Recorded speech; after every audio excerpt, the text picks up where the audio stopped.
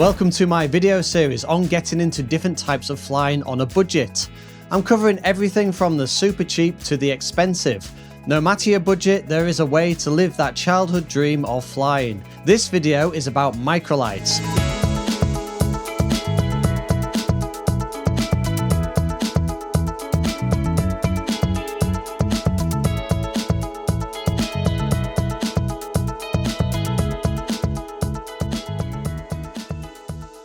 Microlights, also known as ultralights, and in the US, known as light sport aircraft. Yes, there are a few names for the same thing, but there are also some big differences between the types as well. I'll go through the two main types of microlights in this video, that being fixed wing and flex wing, and there's also the under 600 kilograms category which they all fall under. I began my powered flight training on my limited budget with microlights under 600 kilograms. So let's take a look at flexed wing first. So what is a flex wing? Well, basically, it's also known as a weight shift microlight. Yes, there's so many names with all of this.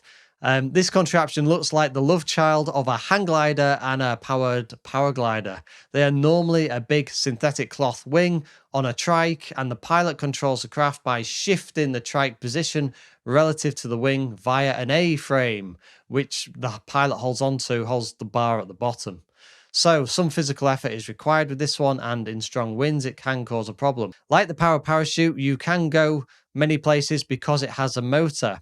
They have a weight limit of 450 kilograms in the UK and 254 pounds empty in the USA. As for training, you will need a license for this one in the UK, but not in the USA. In the UK, you'll need about 35 hours of training for an unrestricted license and pass 5 subjects of ground schooling, which includes meteorology, navigation, air law, aircraft technical, and human factors. And for costs, well, you'll be paying around £120 to £165 per lesson. So at the higher end, for 35 hours of training, you're going to be paying around £6,000 English pound. But remember, you may need more than a minimum amount of hours. In the USA, you're going to be paying about $155 to $170 per hour for instruction. When it comes to safety, the consensus is that microlighting is as safe as other forms of light aircraft flying, especially with a sensible pilot.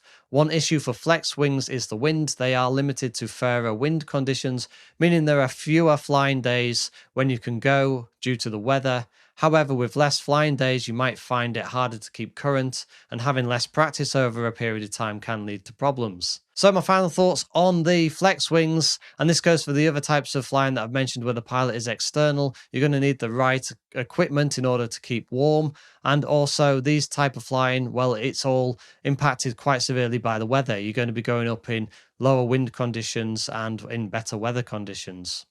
You've got to find that you'll be flying more in the warmer months and much less in the winter months. Okay, so let's take a look at microlights, the fixed wing version.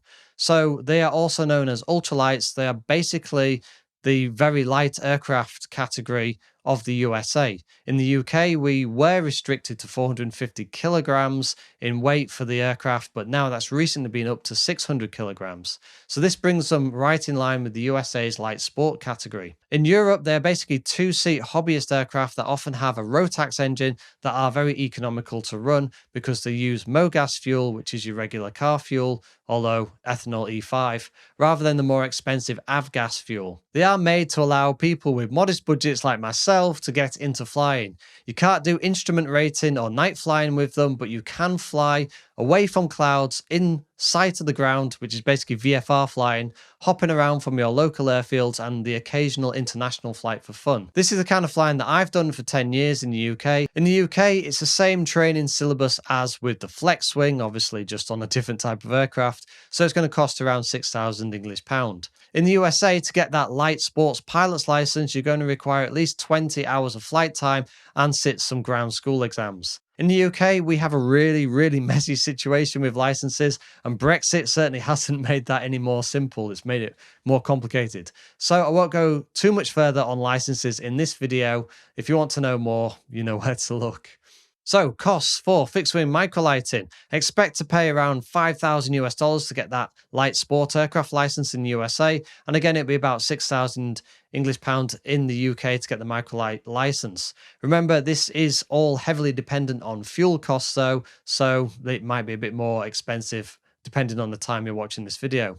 The good thing about light aircraft, though, is that many of them use the standard car fuel, MoGas fuel, which is cheaper than aviation fuel. And once passed, you'll need to buy an aircraft, or at least buy into a syndicate of an aircraft.